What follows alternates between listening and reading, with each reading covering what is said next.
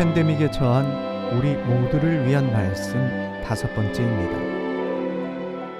팬데믹에 처한 우리를 위한 말씀. 워치만 리 전집에서 발췌. 첫째, 하나님의 보호를 받는 조건. 골로새서 2장 15절을 읽어봅시다. 하나님께서 통치자들과 권세자들을 벗기시어 공개적으로 드러내시고 십자가로 그들을 이기셨습니다. 골로새서에서의 바울의 모든 이론은 주님께서 영광스럽게 승리하셨는데 우리가 원수의 권세에 순종할 필요가 있느냐는 것입니다.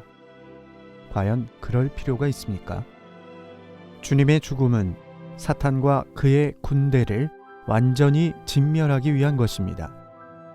그러나 우리 마음속에 이러한 승리가 이루어지려면 우리는 반드시 십자가로 돌아가 흑암의 권세, 곧 교활한 음모로 이 세상 권세를 잡은 사탄의 악한 영들을 대적하도록 십자가를 붙들기를 배워야 합니다. 하나님의 자녀들이 승리 가운데 서 있을 때 악한 영들이 이루고자 하는 일들은 저지당합니다. 야고보서 4장 7절의 가르침은 매우 간단 명료합니다. 그러므로 여러분은 하나님께 복종하고 마귀에게 대항하십시오. 그러면 마귀가 여러분에게서 도망갈 것입니다. 간단히 말하면 하나님께는 예라고 하고 사탄에게는 아니요 라고 답하는 것입니다. 유일하신 주 하나님과 연합한 당신의 위치는 그리스도와 함께 보좌 위에 있어 모든 정사와 권세보다 뛰어납니다. 당신은 성령의 능력으로 굳건히 이 승리의 위치에 서 있어야 합니다. 하나님의 자녀들이 어떻게 해야 하나님의 보호를 받을 수 있는지에 대해 관심하지도 않고 살피지도 않고 게다가 깨어있지도 않다면 하나님은 당신을 보호하실 수 없습니다.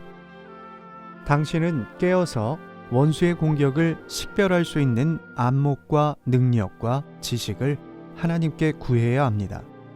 이럴 때 비로소 당신은 하나님의 보호에 동역하게 됩니다. 하나님에게서 난 사람은 자신을 지킴으로 악한 자가 건드리지 않습니다. 만일 당신이 영에 속한 사람이라면 당신 주위를 항상 맴돌고 있는 흑암의 권세를 인식할 것입니다. 당신은 원수의 괴계를 지혜롭게 살펴보고 다음과 같이 말해야 합니다. 나는 대적이 무엇 때문에 이 일을 하는지 모른다. 하지만 나는 그가 어떤 계획을 가지고 있더라도 나는 언제나 그를 거절하고 대적하여 내게서 어떤 것도 탈취하지 못하게 하겠다. 이와 같이 당신은 순간순간 깨어있고 항상 깨어있어 거절하는 태도를 유지하고 당신의 노정과 대적을 분별하는 빛을 비춰달라고 주님께 끊임없이 기도하며 한때 당신이 굴복했던 것들을 속히 떨쳐버려야 합니다. 그 결과 당신의 영에는 유쾌한 승리가 더 증가하게 될 것입니다. 두 번째, 왕국에 이르는 길은 바로 환난이다. 요한계시록 1장 9절은 여러분의 형제이며 예수님 안에서 환난과 왕국과 인내에 참여한 사람인 나 요한은 이라고 말합니다. 요한은 그 자신이 그리스도의 지체라고 말하지 않았으며 또한 그 자신이 사도라고 말하지도 않았습니다. 그는 자신을 그들의 형제와 동반자라고 말합니다. 이것은 얼마나 부드럽습니까? 비록 이때 그가 홀로 반모섬에 있었지만 그의 영은 오히려 그의 형제들과 함께 고난을 받으며 함께 인내하며 함께 천국의 강림을 기다렸습니다. 이것은 성령의 기묘한 역사로 우리가 각처에 있는 성도들과 함께 고난을 받을 수 있게 합니다. 이것은 그들과 아주 깊은 공감이 있으며 그들과 생명에 있어서 매우 깊은 연합이 있기 때문입니다. 그러므로 그들이 고난을 받은 것이 곧 그가 고난을 받는 것 같으며 그들이 고난을 받을 때 그가 옆에서 동반자가 된 것 같습니다. 주님께서 우리에게 더욱 큰 마음을 주사 우리로 하여금 주님을 믿는 모든 형제들을 받아들일 수 있으며 모든 일에 있어서 우리가 다 그들과 동반자임을 알게 하시기 원합니다. 환난과 나라와 참음, 이 세 가지는 성도들의 현재와 장래의 노정을 나타냅니다. 이 나라는 바로 요한계시록 20장의 천년왕국입니다. 주님과 함께 왕이 되는 것이 곧 장래 천국의 의미입니다. 이 왕국은 믿는 이들의 공통적인 소망과 상입니다. 이 왕국은 믿는 이들의 장래의 영광과 존귀입니다. 하나님은 모든 믿는 이들이 그분의 나라에 들어가서 그분의 영광을 얻도록 부르셨습니다. 왕국은 대단히 영광스러운 것입니다. 그러나 왕국의 이전은 무엇입니까? 환난입니다. 왕국에 이르는 길은 바로 환난입니다. 환난은 영광스러운 노정을 평탄케 합니다.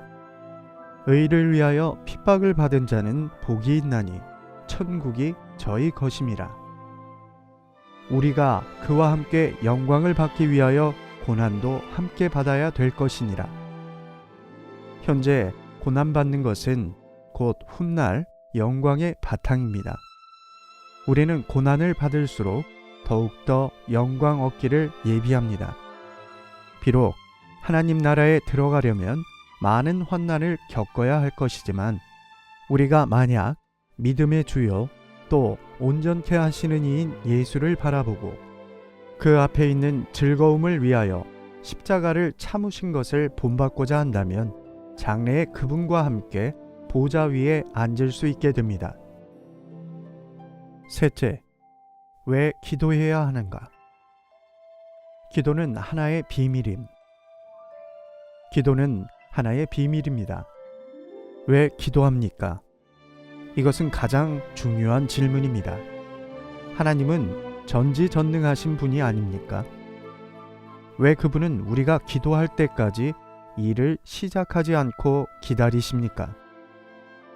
그분은 모든 것을 알고 계시는 분인데 왜 우리가 모든 것을 그에게 아뢰어야 합니까? 우리는 하나님의 역사에 대한 한 가지 원칙을 볼 수 있습니다. 그것은 하나님 자신이 일어나 일하시기 전에 하나님의 백성들이 기도를 해야 한다는 것입니다. 그분의 뜻은 그분의 백성들의 기도를 통해 실현되며 성도들의 기도는 그분의 뜻을 이루기 위한 것입니다. 하나님은 그분의 뜻을 혼자서 이루시지 않고 그의 백성들이 기도로 동의를 보인 후에 이루십니다. 그러므로 기도는 성도들이 하나님과 동역하는 활동입니다. 기도는 성도의 생각을 하나님의 뜻에 연결시키는 것입니다. 기도는 하나님으로 하여금 그분의 뜻을 바꾸게 하거나 뜻하지 않았던 일을 하시도록 그분께 강요하는 것이 아닙니다. 기도는 단지 성도의 입을 통해 하나님의 뜻을 드러내는 것입니다.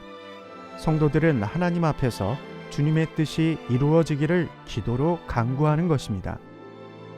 기도의 가장 높은 목적은 응답을 얻는 것에 있지 않고 사람의 뜻과 하나님의 뜻이 연결되어 그분으로 하여금 역사하시게 하는 것입니다. 때로 우리는 그릇된 간구를 드림으로 응답 없이 끝납니다. 그러나 우리의 뜻이 하나님과 연결될 때 하나님은 우리의 동의를 통해 그분의 뜻을 이룰 수 있습니다. 팬데믹에 처한 우리 모두를 위한 말씀 다음 주는 과정의 시대를 하나님이 갈망하는 시대로의 전환함입니다.